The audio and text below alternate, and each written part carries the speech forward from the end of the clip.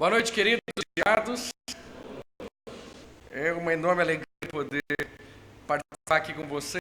Louvor em Harmonia tem sido um tempo maravilhoso para mim, para minha esposa e eu espero para os filhos também lá em Curitiba. Deixa eu mostrar. A foto está um pouquinho desatualizada, tá bom? Eu queria dizer que Deus tem sido gracioso conosco como família. Sou casado com a Carol há 12 anos e Deus nos deu 4 filhos. E isso mudou um pouquinho o meu ministério. Então, a minha grande ênfase ministerial hoje está em trabalhar com povos não alcançados. E aí, a gente tem aqui os meus povos não alcançados, tá bom?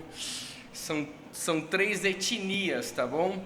Cada um deles fala uma língua diferente, você tem que aprender sobre cada um ali, e nós temos nos esforçado para discipular, para ensinar a verdade do Evangelho para eles, pela graça de Deus. Os filhos de Adão ali se converteram a Jesus já, foi uma grande bênção ver a conversão deles, e a gente está esperando as nossas 2 meninas, aí eu só tenho uma, Ana, eu espero atualizar a foto amanhã e você vai ver os 4, tá? Então tem sido uma grande bênção, louvo o Senhor por esse privilégio de poder discipular essa turminha aí. Mas vamos voltar, vamos abrir em Colossenses. Vocês estão mais rápidos do que eu, gente, eu estou no capítulo 1 ainda. Capítulo 1, mas o capítulo 2 ele vai nos ajudar a compreender melhor também, é um todo, esses primeiros 3 capítulos. Colossenses, capítulo 1.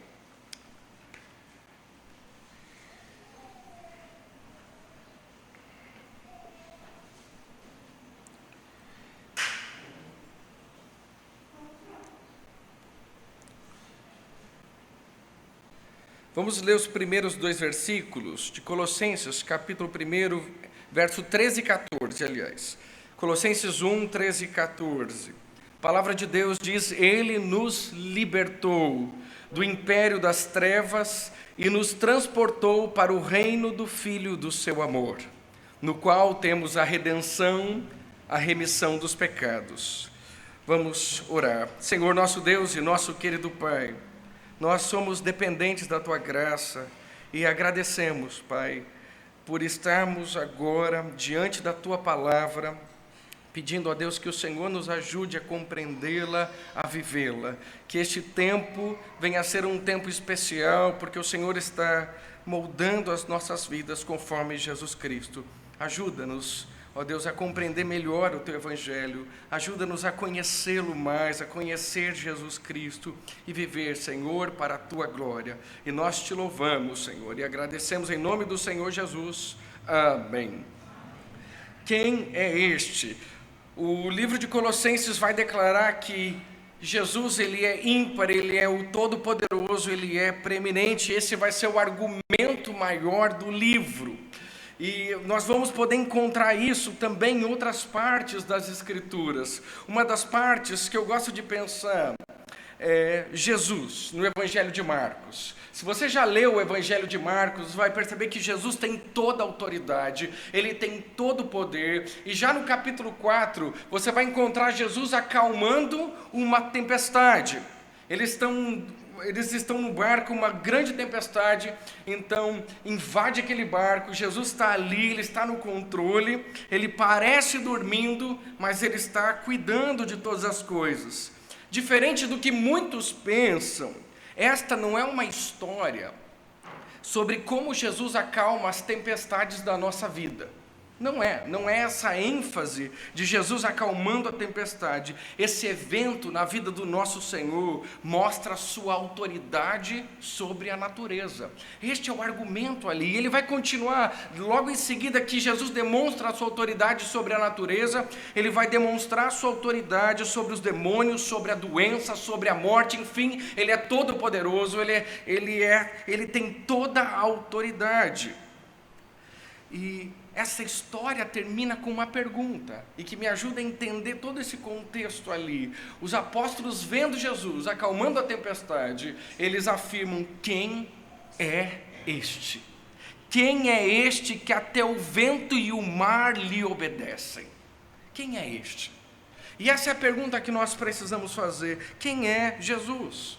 O Evangelho, ele nos aponta para Deus, em como Deus fez para nos salvar, em como podemos conhecê-lo. E no centro do Evangelho, quem está? Jesus Cristo. Quem é Jesus? Quem é, afinal, Jesus? Para os gnósticos aqui em Colossenses, Jesus era apenas uma emanação de Deus, um dos eons que derivavam de Deus. Provavelmente dos 24 eons, Jesus fazia parte de um deles. Para os gnósticos, Jesus era apenas uma emanação de Deus. Hoje, bilhões de pessoas afirmam que Jesus foi apenas um profeta, os muçulmanos. Eles vão dizer, não, Jesus sim, ele foi uma pessoa real, mas foi apenas um profeta. Outros vão dizer que Jesus foi um grande professor. Eu já ouvi de pessoas dizendo que Jesus foi o maior psicólogo que já existiu.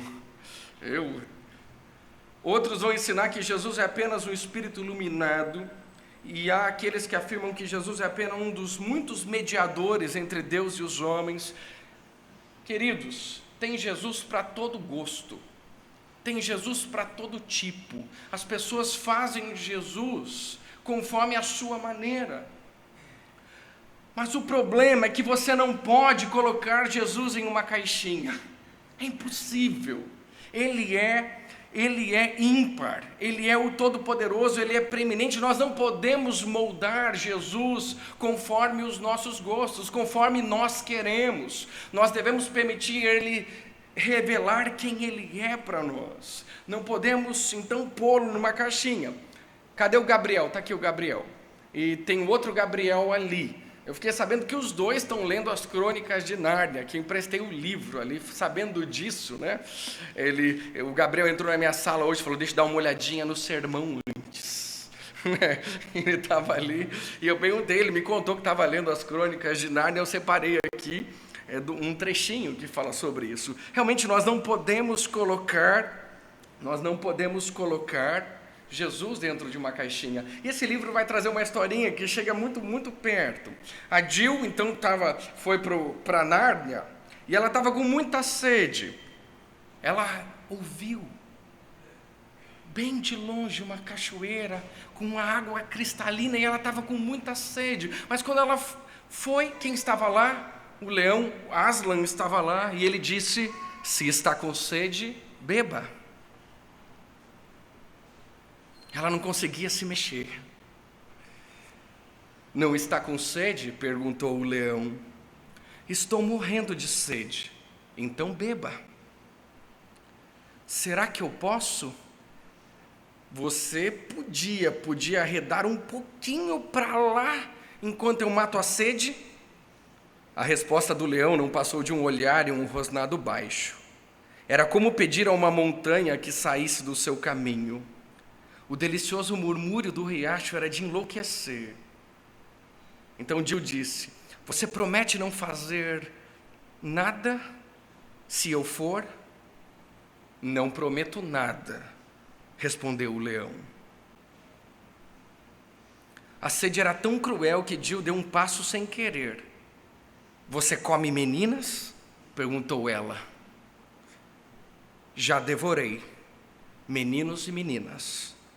Homens e mulheres, reis e imperadores, cidades e reinos, respondeu o leão, sem orgulho, sem remorso, sem raiva, com a maior naturalidade. Não prometo nada. Nós não podemos colocar Jesus dentro de uma caixinha. Ele é quem Ele é. E é isso que o livro de Colossenses está mostrando. Esse Senhor Jesus Cristo que nós servimos, Ele é preeminente. O capítulo 1 de Colossenses começa com o Evangelho. E através do Evangelho podemos conhecer verdadeiramente a Deus. E no centro dessas boas novas de Deus para a humanidade, Jesus está no centro. Hoje eu quero responder com vocês quem é Jesus e olhar um pouquinho nesses próximos versículos quem é Jesus Cristo. Vamos ter uma imagem do que Ele revelou para nós e não do que aquilo que nós pensamos de quem Ele é. Vamos permitir que Jesus mostre quem Ele é. E aí nós podemos olhar. Calma aí que eu acabei passando, tá bom? Deixei aqui, mas continua. Vamos ver quem é então Jesus. Primeiramente, no versículo 13, Jesus, Ele é o autor da salvação. É isso que ele está dizendo. Ele nos libertou do império das trevas e nos transportou para o reino do Filho do seu amor, no qual temos a redenção, a remissão dos pecados, e essa é a mensagem. Deus, Ele é o autor da salvação. Este é Jesus que nos libertou do império das trevas. Ele não só veio para melhorar as nossas vidas, Ele não veio para dar um jeitinho nas nossas vidas, Ele veio para nos libertar do império das trevas, e foi assim que eu me converti. Eu cresci pensando que eu não tinha muito jeito, não tinha como melhorar a minha vida, e realmente eu pensava isso mesmo. Eu tentava melhorar e não conseguia, e conforme a adolescência ia chegando, piorava. Além de tudo, agora eu era desastrado, acabava quebrando as coisas, e eu me esforçava para tentar fazer, mas era impossível. E eu lembro aquele dia que eu estava lendo o Evangelho de João, foi meus primeiros contatos com a Escritura, e Jesus disse: olha, importa-vos nascer de novo. Eu tinha entendido que Deus não queria melhorar a minha vida, não queria me dar uma roupagem, Ele queria me dar uma nova vida, uma vida nova, um coração novo, e é essa obra. Ele nos transportou do império das trevas e nos transportou para o reino do Filho de seu amor. Quando a gente olha aqui, Ele faz isso. Não é o homem que vai até Deus, é Deus que vai até o homem, é Deus quem aprove salvar a sua criação, e Ele faz isso. Ele deixa a glória celestial, Ele vem habitar entre nós, Ele vive a vida que nós deveríamos ter vivido, e Ele morre a morte que nós deveríamos ter morrido. Esse é Jesus. Ele faz a sua obra completa da salvação, Ele nos tira do império das trevas, das garras do pecado e de Satanás, e nos transporta para o seu reino. O homem natural é prisioneiro desse império, é escravo do pecado, é preciso Deus vir para salvar o homem.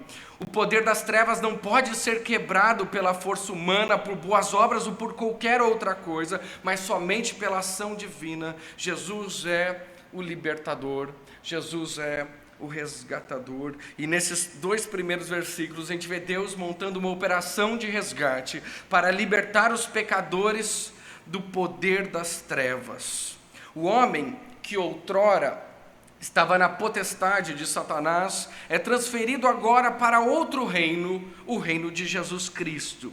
Foi um traslado das trevas para a luz, da escravidão para a liberdade, da condenação para o perdão, do poder de Satanás para o poder de Deus, e Ele realiza a sua obra. O que acontece quando Ele nos salva? A salvação, amados, implica uma mudança radical de domínio sobre a nossa vida. Jesus é o Senhor das nossas vidas. Ele passa a ser tudo, proeminente em nossas vidas, o Senhor absoluto nas nossas vidas, aquele que sai das trevas e vai para a luz, agora entra num novo domínio, e Ele tem um novo Senhor, e esse Senhor é Jesus. E não há nada melhor do que esse bendito senhorio de Jesus em nossa vida. Meus amados, Deus não nos libertou do pecado para que vivêssemos a nossa própria maneira. Não, Deus nos libertou do pecado para que vivêssemos para a sua glória, para estarmos com Ele em comunhão. E este Deus é o Deus maravilhoso que tem um plano perfeito para as nossas vidas, é aquele que pode cuidar das nossas vidas. Frequentemente, alguém novo na fé pode pensar assim: este novo Senhor tem realmente poder? Será que Jesus vai poder cuidar da minha vida? Ele pode cuidar da minha vida ou será que Ele vai falhar? Talvez alguns novos da fé vão pensar assim. E aí o texto continua: este que é o Salvador pode sim cuidar das nossas vidas, porque Ele é Senhor de tudo. Ele não é somente Senhor da sua vida, Ele é Senhor do universo. E aí ele vai passar os próximos versículos a declarar que Jesus não é somente o autor da salvação, mas Jesus é o autor da criação, e aprouve Deus salvar. E é o que nós olhamos. Eu passei, tá bom, a historinha era para começar com esse. Depois veio o Aslan, só para vocês memorizarem. Aí, este autor, este Senhor da sua vida também é Senhor de toda a criação. E é o que ele vai declarar: este é a imagem do Deus invisível, o primogênito de toda a criação, pois nele foram criadas todas as coisas, nos céus e sobre a terra, as visíveis, as invisíveis, sejam tronos, sejam soberanias, quer principados, quer potestades, tudo foi criado por meio dele e para ele. Ele é antes de todas as coisas, nele tudo subsiste. E neste começo nós vamos ver a refutação da doutrina da evolução aqui. Nós não somos frutos do mero acaso da evolução, não, nós somos criação de Deus na pessoa do Senhor Jesus Cristo. Paulo aqui então refuta a teoria da evolução natural. A teoria de que a vida surgiu espontaneamente, que daí evoluiu em processos constantes, através de bilhões de anos, até chegar ao universo que hoje conhecemos, carecendo sempre de provas. É interessante como os evolucionistas têm a cara de pau de colocar sempre a culpa nos bilhões e bilhões de anos. Ele diz: olha, eu sei que parece improvável, mas multiplique isso vezes bilhões, vezes bilhões, vezes bilhões, que talvez dê certo. É interessante que não dá certo. Vamos fazer um teste aqui. Amanhã cada um pode falar: um me traz um ovo, o outro vai me trazer um punhadinho de farinha, outro vai me trazer 1 litro de leite, ou menos, e que mais que precisa? Fazer um bolo. Um traz o chocolate, o que você quiser, tá? Pra gente fazer o bolo. Mas acho que a farinha, o leite e o ovo, acho que é o trigo. Pode pôr. A farinha é trigo, gente. Né? Tragam essas coisas aí para fazer bolo, ok? E aí mistura tudo e a gente joga para cima. Vai cair um bolo quentinho? Puf. Jamais. Você pode fazer isso bilhões de anos. Não dá certo, é óbvio. Você não precisa ficar bilhões de anos tentando. Sabia? Depois você erra 2, 3 vezes, fala: poxa vida, parece que é uma questão lógica. Mas o pessoal continua insistindo nos bilhões e bilhões de anos. É interessante que o livro, qual que é o livro que foi o mais famoso, o livro, tá bom? Alguém conhece o Origem das Espécies? Não leia, tá bom? Eu tive essa infelicidade. Sabe quantas vezes aparece o futuro do subjuntivo? Nada menos de 800 verbos no futuro do subjuntivo, que quer dizer suponhamos. Suponhamos. Você vai ler 800 vezes suponhamos, num livro fininho daquele? Não dá, né? É tanta incongruência. E eu posso falar porque eu acabei me formando em ciências biológicas, fiz biologia na universidade, e eu saí de lá milhões de vezes mais com a minha fé reforçada do que com qualquer abalozinho que a evolução podia causar. Realmente o mundo tem um Criador. E o que isso nos traz? Não é somente que Ele fez coisas, é que Ele é absolutamente Senhor de todas as coisas. Ele tem autoridade sobre toda a criação. Por quê? Porque Ele é Criador de todas as coisas. Ele criou todas as coisas. E a gente pode olhar esse autor da criação, quem ele é? Ele é, eu vou chamar para os teólogos aqui, a exegese de Deus, a expressão visível do Deus invisível. Ele é a imagem do Deus invisível. Jesus é a imagem de Deus, ele não é a imitação de Deus.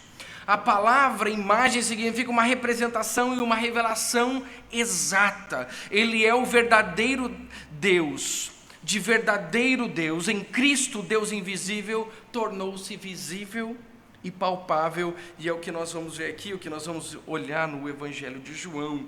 Ele é a imagem de Deus. Você quer saber como Deus é? Olhe para Jesus. Ele é a imagem do Deus invisível. E ele diz aqui, ele é o princípio de toda a criação.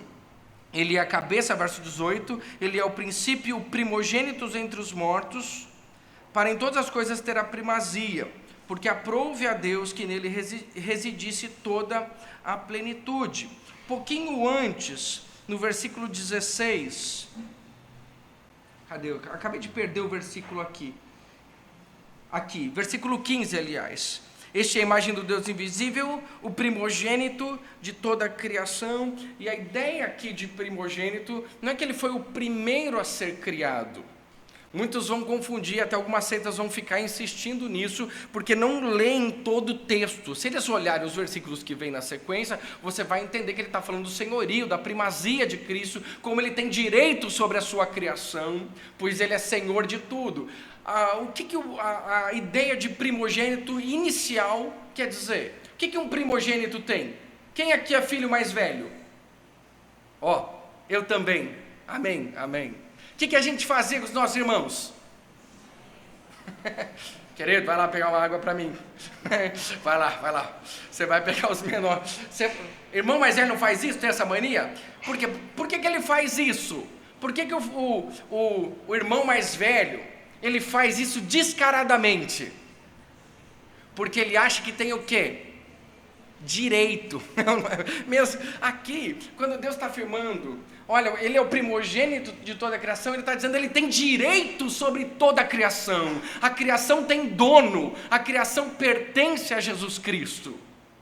Essa é a ideia, ele está colocando Jesus como dando toda a honra para ele. Ele não está falando do tempo, a palavra aqui é prototokos, não se refere a uma natureza temporal, mas ao tempo de nascimento. Antes é um título de honra. Ele tem toda a honra, ele é o Senhor absoluto, esse então que é a imagem de Deus, este que tem a maior honra na criação, ele é o mais honrado de toda a criação, ele tem direito sobre toda a criação, este é o autor da criação. Versículo 16, pois nele foram criadas todas as coisas, nos céus e sobre a terra, as visíveis e as invisíveis, todas as coisas. Ele é o autor. Tudo foi criado por meio dele. Tudo. Ele, então, é o agente do poder criador de Deus. Ele é o verbo criador. As galáxias, os mundos, os anjos, os homens e todo o universo foram criados por meio dele. Tudo veio à existência. Graças a Deus, porque a gente pode olhar um pouco para esse universo. Alguém pode apagar as luzes para mim? E a gente olha para esse universo, e aí a gente tem as nebulosas, aí nós temos estrelas, e é algo lindo. Hoje, a gente pode agradecer dois instrumentos. Você já viu esse telescópio, o Hubble? Que nada mais nada é que uma câmera fotográfica gigante. Cadê a Gisele, que estava tirando foto? Gisele, você pode olhar essas fotos, é tudo de graça, viu? Aí você tem também a sonda Voyager. Na verdade, eram duas sondas, né, que quando foram criadas, se eu não me engano, foram criadas em 1979. Alguém pode me corrigir, tá bom? Mas foram criadas duas dessas sondas. E eu nasci em 1979, não sei se tem alguma ligação. Acho que não. Mas tá. Uma foi mandada para o Sol, tá? E ela já faz muitos anos que colidiu, tá bom? Ela tirou as fotos mais lindas que nós temos do Sol, foram tiradas por essa sonda espacial, a Voyager. E a outra foi mandada ao contrário do Sol, para o universo desconhecido. E aí a gente vai ter tantas fotos da criação de Deus, e a gente olha para isso, a gente reconhece esse Criador todo-poderoso. Esse Criador é Jesus. Nós temos o nosso ponto de nossa casa, nossa moradia, que é o planeta Terra. E a gente mora aí, se você não sabe, tá? É linda a nossa casa. A gente reclama da nossa casa, mas a casa onde a gente mora, é linda, apesar de ser pequena. Ela não é muito grande, não. Quando a gente vai comparar a nossa casa com, por exemplo, o Sol, né, a gente é aquela bolinha ali perto do Sol. Então, nós moramos. E é maravilhoso saber que o Sol está na distância exata da Terra. Se a gente fosse um pouquinho para frente, provavelmente a gente estaria derretendo. Se a gente tivesse um pouquinho para trás, a gente estaríamos congelados. E a gente está na distância correta e a gente está nesse universo. Então você tem a Terra, você tem o Sol, e tudo isso é criação, é declarado já no primeiro capítulo da Bíblia, e disse Deus: haja lumiares na expansão dos céus para... qual que é o texto aí, gente? Ele não tem, né? Eu vou pegar aqui em Gênesis, mais fácil, porque eu não vou conseguir ler daqui.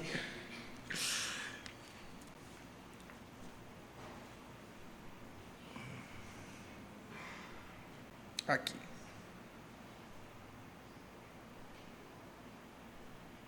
Versículo 14, Gênesis 1, se alguém quiser ir comigo. Disse também Deus: haja luzeiros no firmamento dos céus para fazerem separação entre o dia e a noite, e sejam eles para sinais, para estações, para dias e anos, e sejam para luzeiros no firmamento dos céus, para alumiar a terra, e assim se fez. Fez Deus os dois grandes luzeiros, o maior para governar o dia e o menor para governar a noite, e aí nós temos o sol.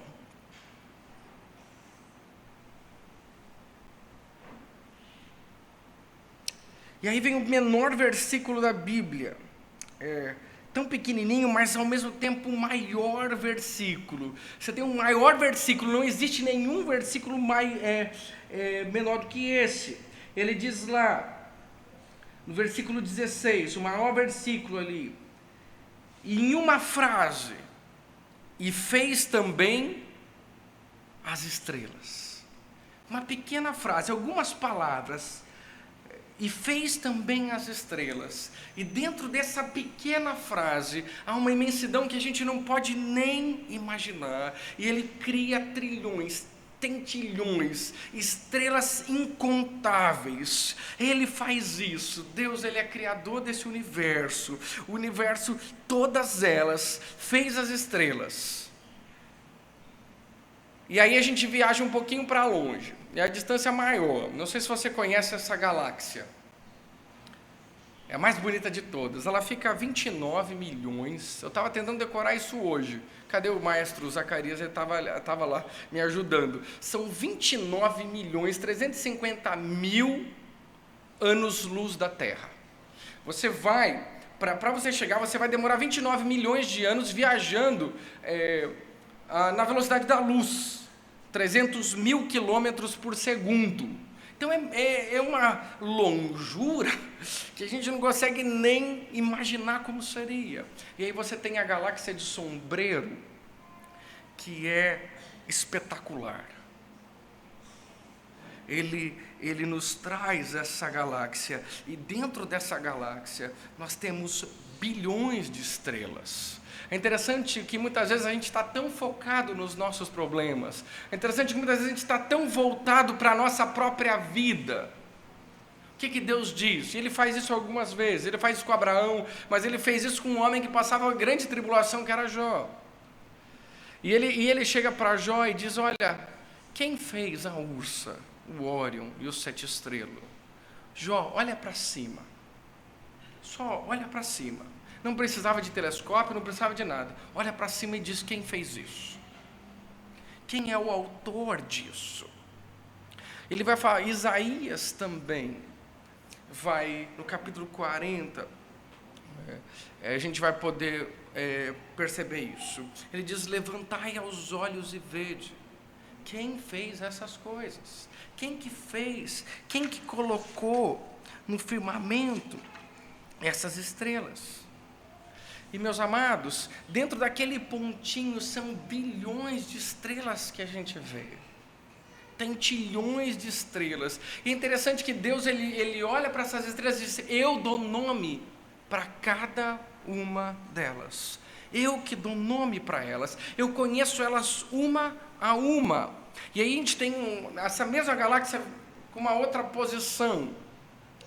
E é interessante que em alguns pontinhos mais vermelhos, a gente vai olhar ali para os berçários de estrelas. É o que eles chamam no universo. Sabe o que acontece nesses berçários de estrelas? Estrelas nascem. E a cada 1 segundo, nasce uma estrela no universo. 1, 2, 3, 4, são estrelas nascendo, e Deus está ali agora, o Senhor absoluto, dando nome para cada uma delas. Eu sei o nome de cada uma delas no universo. Meus amados, este é o nosso Deus, Criador de todas as coisas. Agora volta. E aí você chega aonde? Onde que você está? A gente saiu, voltamos esses 29 e 350 mil anos-luz para onde que a gente chega? Olha aquele pãozinho de leite ali no meio. A Via Láctea. É aí que a gente mora, beleza?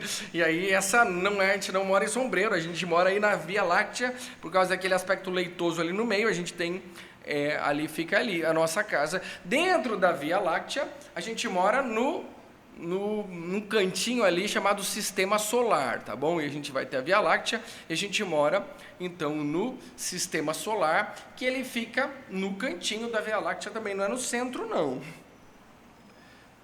Tá, e aí, tá indo para cima? Tá, ok, e a gente vai voltar agora para o nosso planeta, então aqui, chegando ao nosso planeta, e o que é maravilhoso? Nós não somos a galáxia mais brilhosa do universo, nós não estamos no centro do universo, nós estamos nesse cantinho, e aprove Deus realizar uma obra maravilhosa nesse planeta. Nós estudamos Colossenses que ele nos transportou do reino das trevas para o reino do Filho do seu amor, e Jesus tornou isso possível, porque diz: eu sou a luz do mundo, quem me segue não andará em trevas, pelo contrário, terá a luz da vida. Pode ligar a luz para mim? Pelo contrário, terá a luz da vida. Jesus, então, é a luz do mundo. E Ele, então, se revela para nós. Ele não nos deixou esquecido, assim como Ele não esquece da sua criatura. E Ele, então, veio até esse mundo. Jesus, então, se revela para nós. O Salmo vai dizer: olha, os céus proclamam a minha glória. Por que você não vê? A natureza está bradando a glória de Deus, e Deus então se revela, e Deus quis se mostrar para a sua criação. E aí a gente volta para a Voyager. A Voyager foi embora, né? E tocou o barco. Passou muitos anos, tirando foto de tudo. E aí receberam a última foto dela. Eu achei muito legal. Vai chegar a última foto da Voyager. A última, levava 6 dias para chegar a foto. Eles iam mandando os arquivos, eles iam montando, e aí vocês têm a última foto. Essa aí. É linda? A última foto, ela diz: olha, eu estou me despedindo do sistema solar. Eu estou indo embora. Eu vou passar agora para um lugar onde ela iria perder, então, o contato. E aí ela manda essa última foto. Está vendo aquela bolinha com uma flechinha? Aquela ali é o nosso planeta. É a Terra. É a última foto da Terra que ela tira. Bem pequenininho. Uma bolinha. Vou pôr ali. Está enxergando a bolinha? Não? Então olha ali na flechinha, tá? Tem uma bolinha ali. E é a última foto do nosso planeta. Tão pequenininho. Nada perto do universo, nada. não é um nada perto do sol, é um nada perto do universo conhecido. E Jesus falou: olha, eu vou para esses que estão perdidos, pecadores, e eu vou morrer por eles. Eu vou até lá, eu vou nascer lá. Queridos, isso é uma imensidão que a gente não pode compreender como nós cantamos agora, antes de começar. É algo que não dá para se compreender, mas que nós podemos sim hoje proclamar e louvar e bendizer esse nosso Deus. Esse Senhor Jesus, que veio a esse mundo, Ele morreu na cruz no nosso lugar. E o Verbo se fez carne e habitou entre nós, e vimos a sua glória, glória como do unigênito do Pai, cheio de graça e de verdade. E esse Jesus foi que morreu na cruz. O Criador do universo, o primogênito de toda a criação, aquele que deveria maior honra, cruenta, morrendo pelos nossos pecados. O Evangelho de Marcos vai dizer: ao chegar da hora sexta, houve trevas sobre toda a terra até a hora nona. E aquele dia em que a luz do mundo estava morrendo na cruz pelos nossos pecados, foi o dia que houve trevas sobre toda a terra, para que você pudesse conhecer, ter a luz da vida. Você precisa de direção na sua vida? Jesus é a luz do mundo. Ele é o autor da salvação. E este autor da salvação é todo poderoso para salvar, porque também é autor de toda a criação. Ele tem todo o domínio, ele tem todo o poder. Ele sim pode cuidar da sua vida. E eu vou terminar lendo só mais um trechinho aqui. Tá bom, Gabriel? Agora esse você já leu, tá? A senhora Castor estava falando, tá?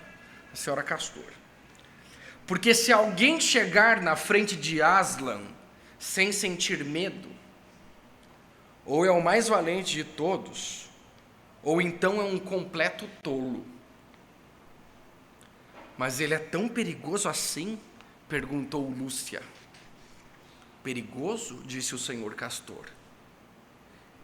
Então não ouviu o que a senhora Castor acabou de dizer? Quem foi que disse que ele não era perigoso? Claro que é, perigosíssimo. Mas acontece que é bom.